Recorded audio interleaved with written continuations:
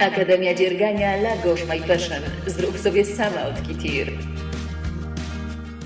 Dzień dobry, dobry wieczór. Witam w kolejnym odcinku Akademii Dziergania La Gauche My Passion i zapraszam na film, w którym pokażę, jak wydziergać jedną z najprostszych, kosmicznie łatwych, jedynych w swoim rodzaju ze względu na łatwość wydziergania czapek Happy Beanie. Czapek w tym stylu dzierganych ściągaczem 2 oczka prawe, 2 oczka lewe na rynku są tysiące, o ile nie miliony, ale waszą od tych tysięcy bądź milionów oddzielać będzie to, że wydziergacie ją własnoręcznie, w związku z czym będzie jedyna, wyjątkowa i niepowtarzalna.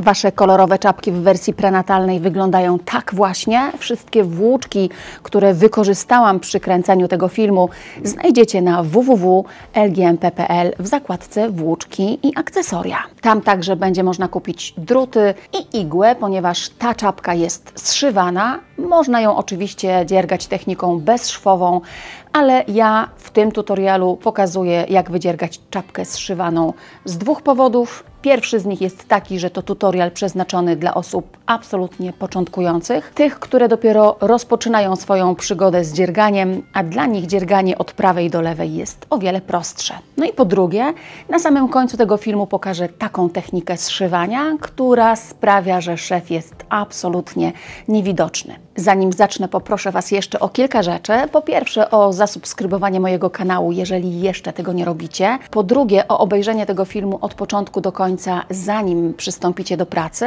Po trzecie, o przejrzenie wszystkich filmów, do których linki znajdują się albo tutaj, albo w opisie pod filmem. I po czwarte, do przeczytania opisu, zanim zaczniecie zadawać mi pytania. W zasadzie miał być koniec, ale będzie jeszcze po piąte. Jeżeli lubicie słowo pisane i chcecie mieć PDF, taki mini e-book gotowy do wydrukowania, wejdźcie na stronę www.lgmp.pl i zapiszcie się do mojego newslettera. W pierwszym otrzymacie PDF ze szczegółowym opisem wykonania Happy Beanie. Grube druty i gruba włóczka zagwarantują Wam sukces, dlatego nie tracąc dłużej czasu, zabierajmy się wspólnie do pracy.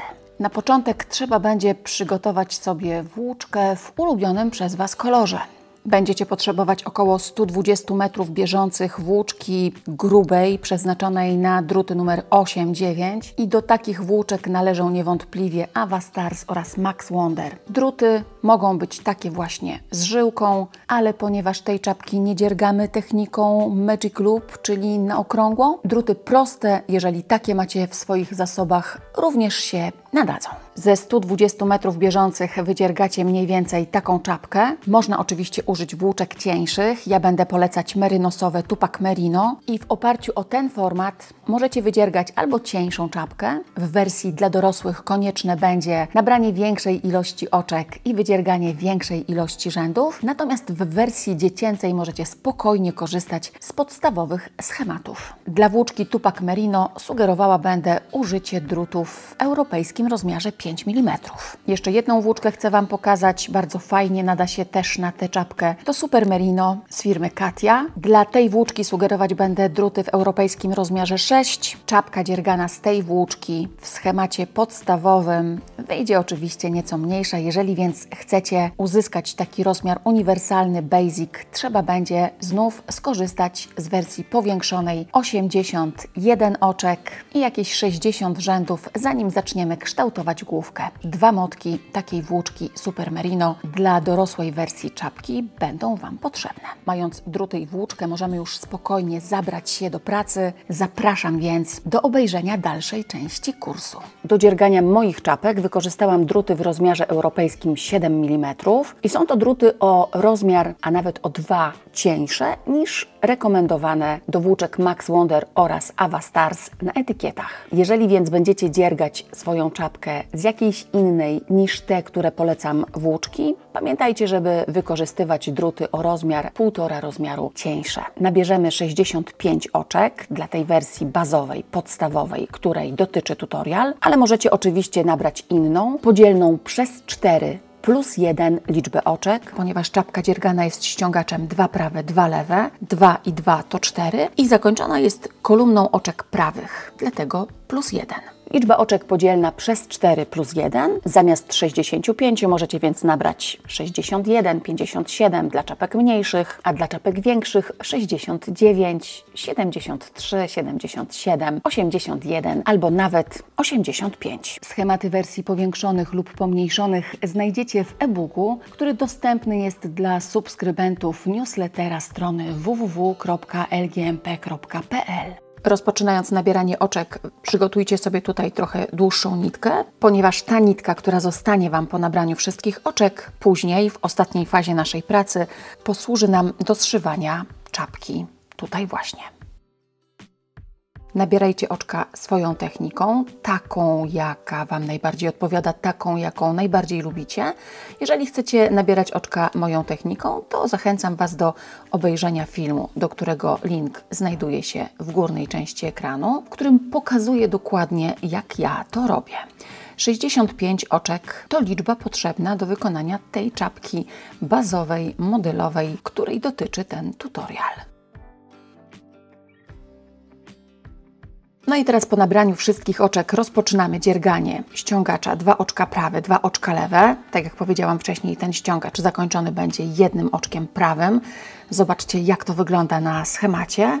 No i przy tym schemacie zatrzymam się na moment, wyjaśniając, co oznaczają znaki użyte przy jego tworzeniu. Oczko prawe oznaczane jest pionową kreseczką, oczko lewe kreseczką poziomą. Zwróćcie uwagę na jeszcze jedną rzecz. Na schemacie przedstawione są jedynie rzędy nieparzyste, pokazujące prawą stronę robótki. W rzędach parzystych po stronie lewej dziergamy oczka tak, jak one schodzą z drutów, prawe jak prawe, lewe jak lewe. Wyjaśnię to dokładniej za moment, ale bardziej dociekliwych zachęcam w tym miejscu do obejrzenia całej sekcji Elementarz, w szczególności zaś filmu Dwie strony robótki, gdzie ten temat zgłębiony jest bardzo dokładnie. Oczka prawe i oczka lewe to wszystko, co dziergamy w tej części czapki. Być może wiecie, a jeżeli nie wiecie, to dowiecie się teraz właśnie. Na świecie istnieją różne techniki, różne metody przerabiania oczek prawych i lewych. Najogólniej można by je podzielić na 2. Technikę wschodnioeuropejską, zwaną też słowiańską, i zachodnioeuropejską, kontynentalną. Oczko prawe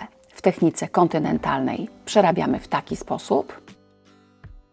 Oczko prawe ułożone jest na lewym drucie tak, że nitka, ten lewy drut oplata tutaj od przodu, od strony prawej dłoni w kierunku dłoni lewej.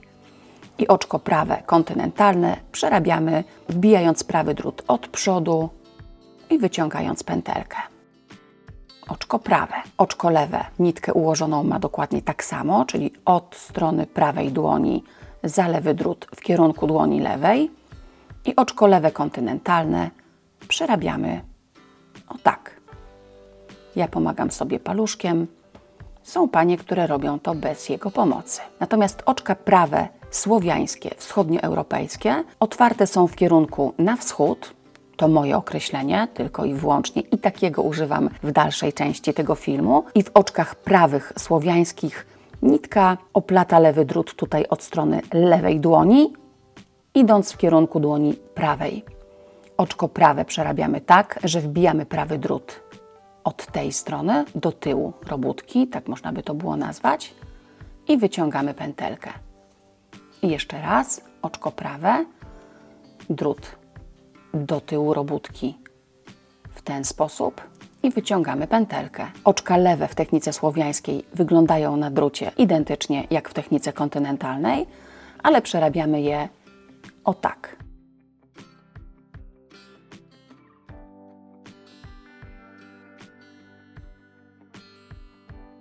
Oczka prawe i lewe i już wiecie, jak identyfikować je na schemacie, jak je przerabiać. Pamiętajcie tylko, żeby absolutnie nie mieszać tych 2 metod ze sobą, bo przerabianie oczek prawych jedną techniką, a oczek lewych drugą to najczęściej popełniany błąd początkujących dziewiarzy. Rozpoczynając dzierganie, pamiętajcie, żeby wziąć sobie tutaj nitkę z kłębka. Czasami zdarza się, że zabieramy tę, która przygotowana jest pod zszywanie czapki. No i mamy mały problem, trzeba wracać z robotą do początku. 2 oczka prawe, 2 oczka lewe. Ja nie przerabiam oczek brzegowych. Pierwsze i ostatnie oczko przerabiam bardzo ciasno. Dlaczego? Ponieważ w ten sposób prościej, łatwiej i przyjemniej zszywa mi się później czapkę szwem równoległym, zwanym też szwem materacowym, który zobaczycie w końcowej części tego filmu. Pierwsze i ostatnie oczko bardzo ciasno. Przerabiajcie oczka swoją techniką wschodnio- bądź zachodnioeuropejską. Jeżeli wschodnioeuropejską, to w ten sposób. Dociągam tutaj sobie tą niteczkę. Przerabiam kolejne. I 2 oczka lewe. Jeżeli techniką zachodnioeuropejską, to w ten sposób też dociągam sobie tutaj tą niteczkę. 2 oczka prawe. 2 oczka lewe.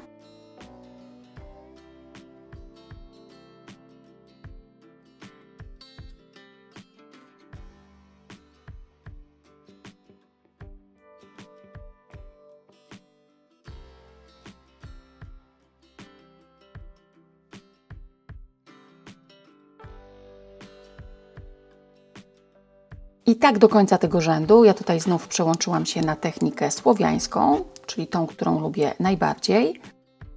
Końcówka to 2 oczka lewe i ostatnie oczko to oczko prawe. Znów przerabiajcie je bardzo ciasno. I to był pierwszy rząd ściągacza naszej czapki. Teraz będzie rząd drugi, parzysty.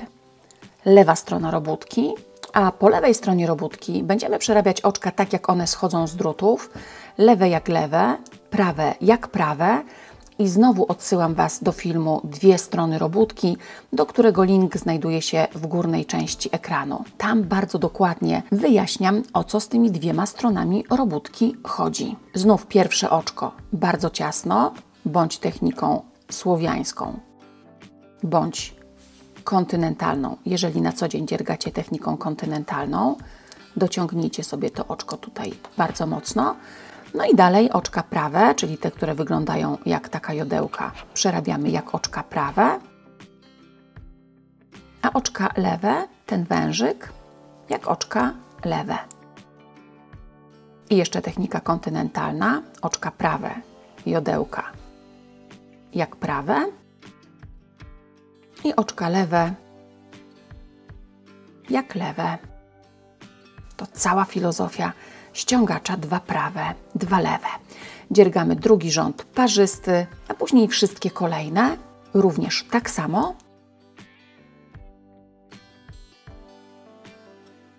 Przy ściągaczu najważniejsze będzie, żeby dobrze zacząć, czyli przerabiać na zmianę 2 prawe, 2 lewe, 2 prawe, 2 lewe. Nie pomylić się i rozpoczynając ten pierwszy rząd nie przerobić gdzieś 3 oczek prawych lub 1 oczka lewego, bo jak się dobrze rozpocznie tę pracę, to potem już w każdym rzędzie i nie ma znaczenia, czy będą to rzędy po prawej stronie robótki, czyli te, w których nitka zostająca po nabraniu oczek będzie po stronie prawej ręki, czy po lewej stronie robótki, czyli ta, w której nitka zostająca po nabraniu oczek znajduje się po stronie lewej ręki. Będziemy przerabiać oczka tak, jak nam pokazują druty. Za każdym razem, kiedy tutaj będzie oczko prawe, wyglądające jak jodełka, będziemy przerabiać oczko jak prawe, a kiedy będzie oczko lewe, będziemy je przerabiać jak lewe. I nie trzeba będzie, przynajmniej na tym etapie, zastanawiać się, po której stronie robótki jesteśmy, tylko będzie można sobie spokojnie oczka prawe nad prawymi, lewe nad lewymi dziergać, czerpiąc z tego dziergania największą na świecie przyjemność.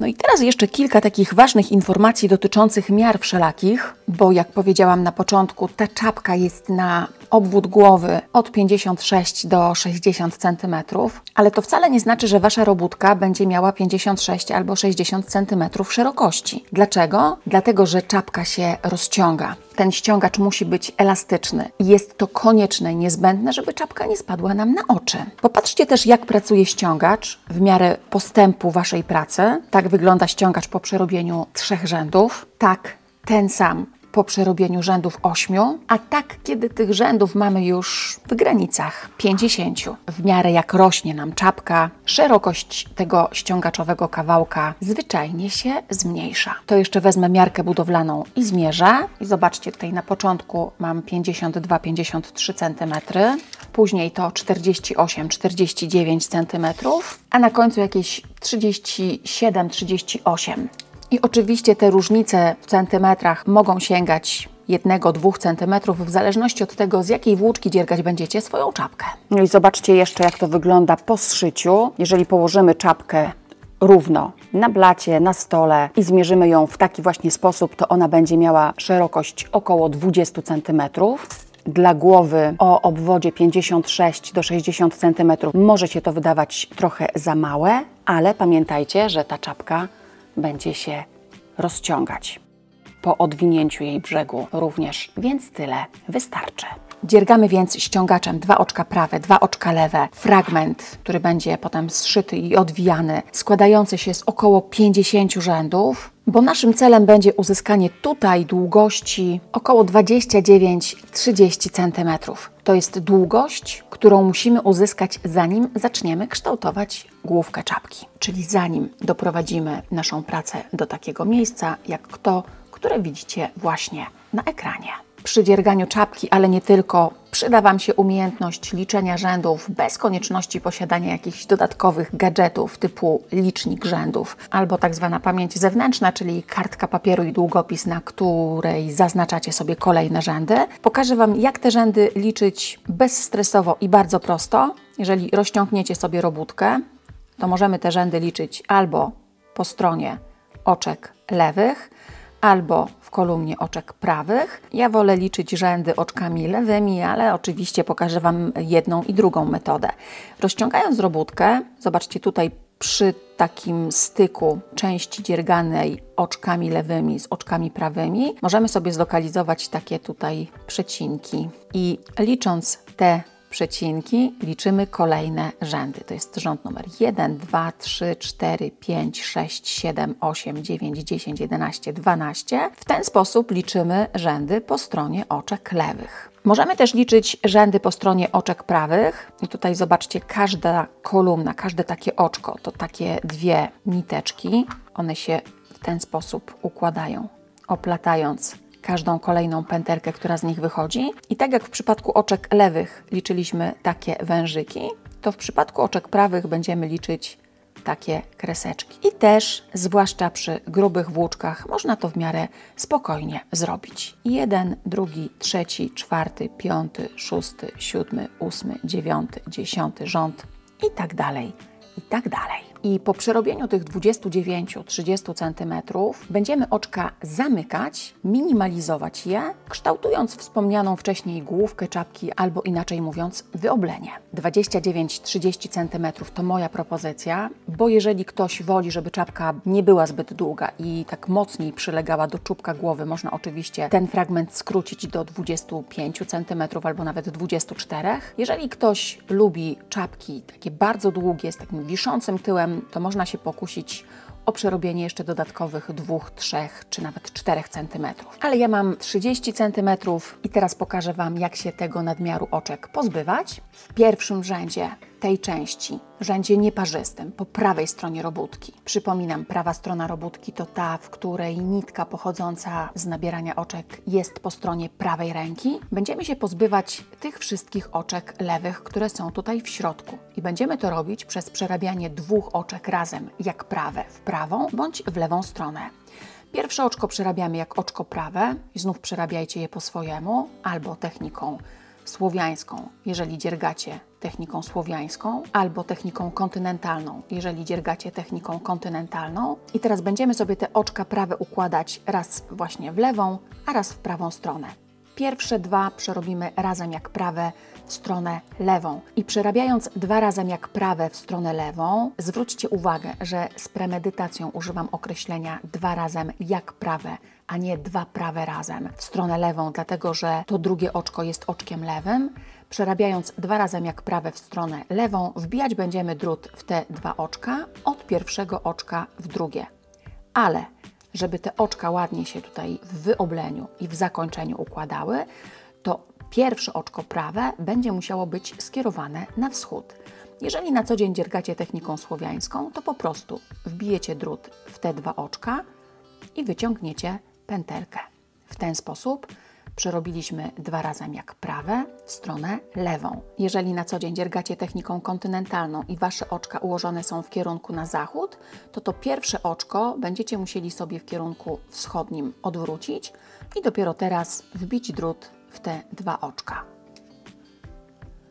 2 razy jak prawe w stronę lewą. I kolejne 2 oczka przerobimy razem jak prawe w stronę prawą. Zobaczcie, z tych 2 oczek ściągacza pierwsze oczko będzie łączyło się z tym oczkiem lewym po prawej stronie, drugie z oczkiem lewym po stronie lewej.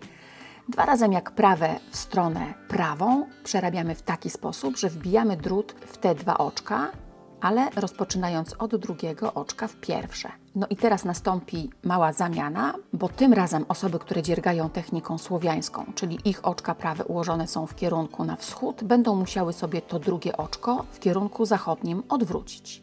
Pierwsze oczko lewe zdejmujemy, to drugie odwracamy w kierunku zachodnim, wracamy z tym oczkiem lewym z powrotem na lewy drut i dopiero teraz, wbijając drut od drugiego oczka w pierwsze, wyciągamy pętelkę. 2 razy jak prawe w stronę prawą. W przypadku tej operacji dobra nowina dotyczy osób dziergających na co dzień techniką kontynentalną. Wasze oczka od razu ułożone są w kierunku na zachód, więc wystarczy, jak w te 2 oczka po prostu wbijecie drut od drugiego oczka w pierwsze, już bez żadnego przekręcania i wyciągniecie pętelkę. No to kolejne oczka 2 razy jak prawe w stronę lewą. Technika kontynentalna, więc odwracam to oczko w stronę wschodnią i przerabiam 2 razy jak prawe. A teraz 2 razy jak prawe w stronę prawą. Technika słowiańska, więc oczko numer 2 prawe odwracam w kierunku zachodnim i wbijam drut od drugiego oczka w pierwsze. I w ten sposób, przerabiając po 2 oczka razem jak prawe, dziergam cały ten rząd do samego końca.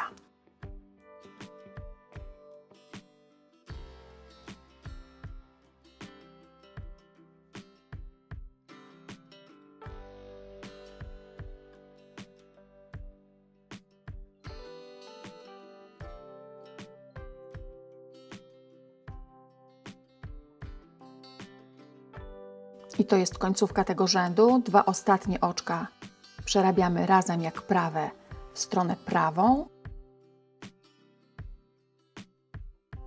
I zobaczcie, wszystkie oczka lewe zniknęły. Dlatego po lewej stronie robótki, w kolejnym rzędzie, rzędzie parzystym, przerabiać będziemy już same oczka lewe. Znów pierwsze i ostatnie bardzo ciasno. Tak to wygląda na początku kolejnego rzędu nieparzystego i w tym kolejnym rzędzie nieparzystym większość oczek przerabiać będziemy po 3 razy jak prawe. Będziemy te 3 oczka razem jak prawe przerabiać tak, żeby środkowe oczko z 3, mówiąc kolokwialnie, szło sobie górą, ale pierwsze oczko znów przerabiamy jak prawe po prostu. Pamiętajcie, dziergajcie go swoją techniką i teraz każdą kolejną trójkę oczek prawych będziemy przerabiać razem. I najpierw pokażę Wam, jak przerabiać 3 razy jak prawe w technice słowiańskiej, czyli w tej, w której oczka ułożone są w kierunku na wschód. Mamy 3 oczka, jedno, drugie i trzecie. Na prawy drut bez przerobienia przenosimy pierwsze 2, lewy drut za robótką wbijamy tutaj w pierwsze z tych 2 oczek, wyciągamy prawy drut z tych 2, łapiemy przed robótką to wiszące tutaj oczko numer 2 i teraz te 2 oczka, czyli oczko numer 1 i 3, przerabiamy razem jak prawe w stronę prawą.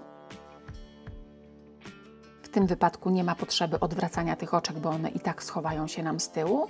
I to oczko, które powstało w wyniku przerobienia 2, przeciągamy pod oczkiem środkowym czekającym na prawym drucie. Jeszcze raz ta sama operacja. Oczko 1, 2 i 3. Na prawy drut bez przerobienia oczko numer 1 i 2. Lewy drut za robótką wbijamy w oczko numer 1. Wyciągamy delikatnie prawy drut z obu oczek. Łapiemy oczko numer 2 przed robótką na prawy drut. Oczko numer 1 i 3 razem jak prawe w stronę prawą i przeciągamy pod oczkiem czekającym na drucie prawym. Tak to wyglądało w technice słowiańskiej. A teraz 3 razem jak prawe, ale w technice kontynentalnej, czyli takiej, w której oczka ułożone są w kierunku na zachód. I znów mamy 3 oczka. Oczko numer 1, 2 oraz 3. Tym razem na prawy drut bez przerobienia przeniesiemy oczka numer 1 i 2, wbijając drut tutaj od drugiego oczka w pierwsze. Oczko numer 3 przerobimy jak oczko prawe i teraz to oczko prawe przeciągniemy pod tymi 2. Wbijamy tutaj lewy drut i przeciągamy oczko prawe. Dociągamy sobie to wszystko tutaj razem, żeby się w główce, w wyobleniu nie robiły dziury.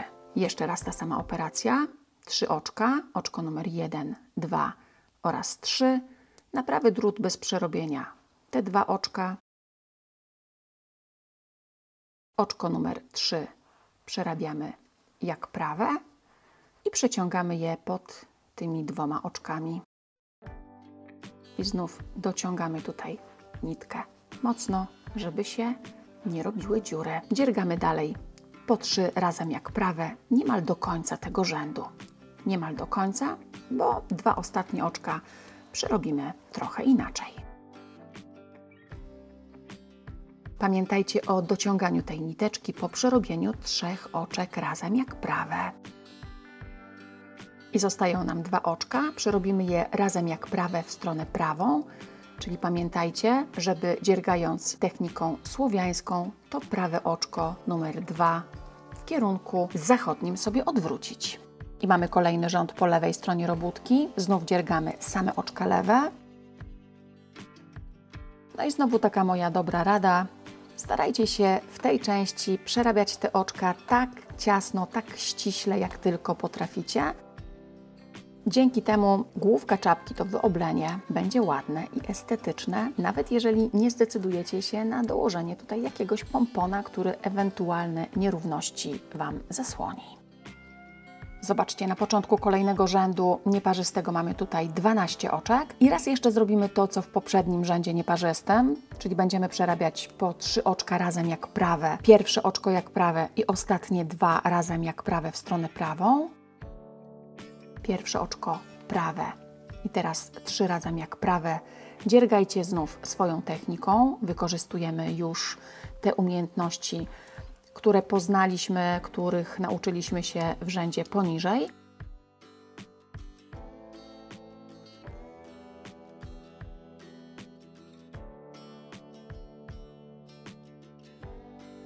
I znów ostatnie 2 razem jak prawe w stronę prawą. Osoby dziergające techniką kontynentalną po prostu wbijają drut od drugiego oczka w pierwsze. Te, które jak ja dziergają techniką słowiańską, odwracają sobie to oczko. I teraz będzie rząd parzysty po lewej stronie robótki i w tym rzędzie pozostałe 5 oczek będziemy już w całości zamykać. Pierwsze 2 przerobimy razem jak lewe, bądź techniką słowiańską, bądź kontynentalną, jeżeli taką dziergacie na co dzień. Dociskamy te oczka bardzo mocno. No i teraz do samego końca będziemy po 2 oczka przerabiać razem jak lewe. Przenosimy sobie to oczko z prawego drutu na drut lewy i 2 przerabiamy razem jak lewe. Raz jeszcze. Bardzo ciasno. Powtarzam tą operację raz jeszcze. Oczko z prawego drutu na drut lewy i 2 razem jak lewe. Ostatni raz to samo. Dociskam. Zostało mi ostatnie oczko, więc wbijam w niego raz jeszcze lewy drut. Wyciągam pętelkę. No i teraz już będę mogła nitkę odciąć, wyciągnąć, zaciągnąć tutaj wszystko jak należy i główka czapki, wyoblenie, czy jakkolwiek byśmy tego nie nazwali, gotowa. No to zajmijmy się tym ostatnim elementem, którym jest zszywanie. Tak jak już powiedziałam wcześniej, zszywać będę szwem równoległym, zwanym też szwem materacowym po prawej stronie robótki, a ten szef materacowy pozwala nam uzyskać takie połączenie dzianiny, które jest praktycznie niewidoczne. Celowo odwracam tutaj zszytą wcześniej czapkę, żebyście spróbowali zobaczyć, gdzie ten szef się znajduje. Ja mam czasami sama problem z tym, żeby go namierzyć, a on jest dokładnie tutaj, w tym miejscu. Tak wygląda połączenie po zakończeniu zszywania po prawej, a tak po lewej stronie. Bierzemy więc igłę. Ja polecam taką metalową z dużym uchem igielnym, przez które przeciśnie się najgrubsza nawet włóczka. I taką igłę możecie kupić na www.lgmp.pl w zakładce włóczki i akcesoria, gdzie serdecznie Was zapraszam. Prawa strona robótki, nitka, która została po nabraniu oczek. Nawlekamy igłę i na początek będziemy musieli zlicować tą dolną krawędź czapki. Nitka pochodzi z tej części, więc pierwsze wbicie igły nastąpi po drugiej stronie, tutaj po wewnętrznej stronie czapki, tej lewej stronie robótki. Na dobry początek musimy sobie namierzyć to pierwsze oczko łańcuszka. Trzeba je sobie tutaj dokładnie zidentyfikować, bo czasami zdarza się, że za to pierwsze oczko łańcuszka bierzemy takie zgrubienie, które pokazuje nam drugi rząd czapki. Więc tu się trzeba będzie skupić i w to pierwsze oczko od wewnętrznej wbijamy igłę.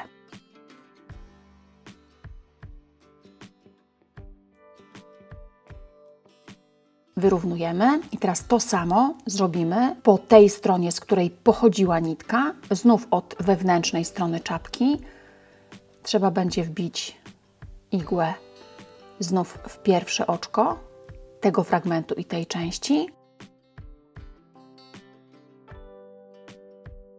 i wyrównać sobie tutaj wszystko ładnie, zlicować tak, żeby było idealnie. Przy takim wbijaniu igły w oczka łańcuszka, to, że ona jest metalowa i ma fajną krawędź, bardzo pomaga. I teraz trzeba będzie odgiąć tą krawędź czapki z jednej i z drugiej strony i ułożyć rzędy obok siebie. Jak przyjrzycie się tej dzianinie, ja tutaj sobie, popatrzcie, operuję paluszkiem, to ona będzie miała takie dwa rodzaje linii.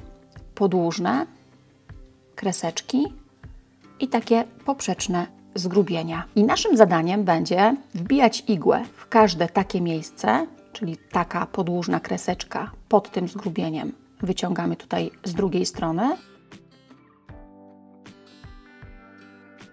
I teraz to samo zrobimy po drugiej stronie robótki. Znów ta podłużna kreseczka, zgrubienie i druga strona.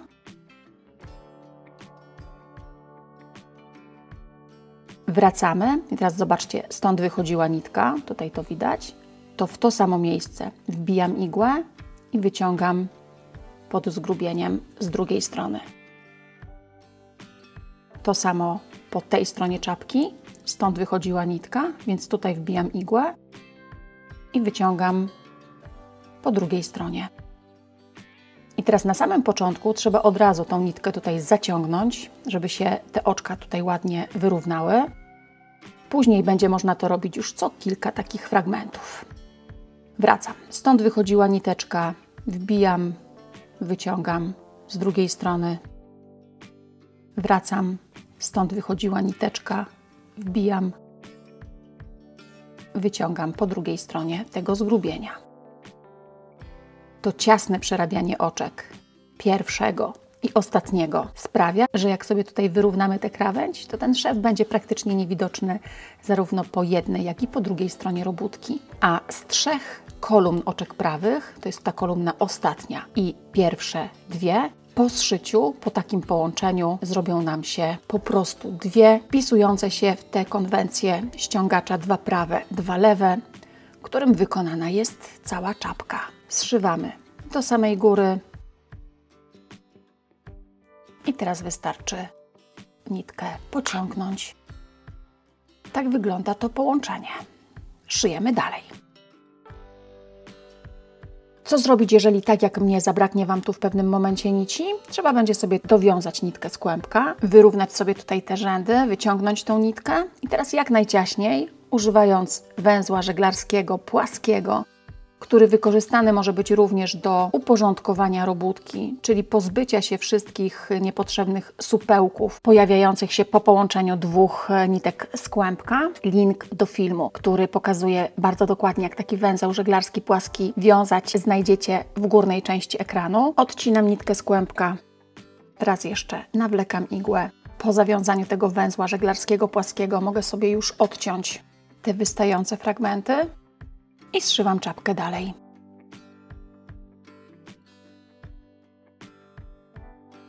To już prawie koniec.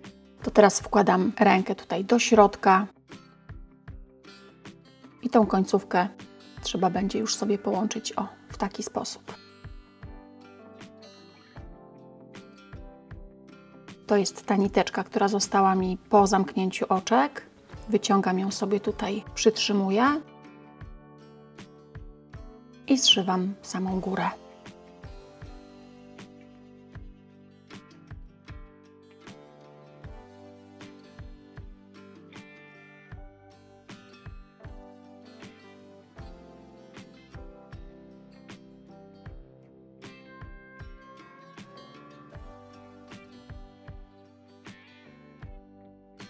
Teraz jeszcze trzeba będzie wbić igłę i przeciągnąć tę nitkę do środka czapki. Odwrócić na lewą stronę. Ja teraz jeszcze te dwa sznureczki ze sobą zwiążę mocno. I teraz albo odetnę je tutaj bardzo blisko nasady, albo odetnę trochę dalej. Takie pozostawienie nitek pomoże nam w momencie, kiedy będziemy chcieli dowiązać tutaj pompon.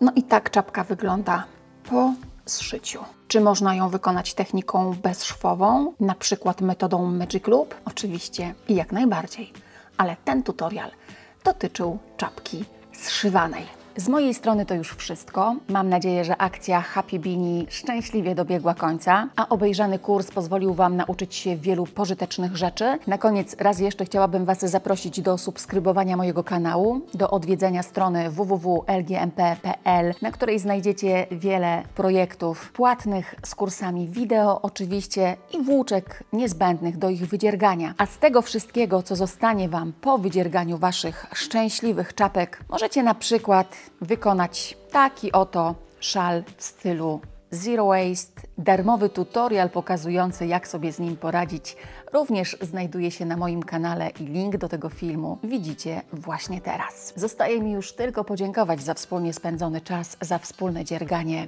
Do zobaczenia i do usłyszenia.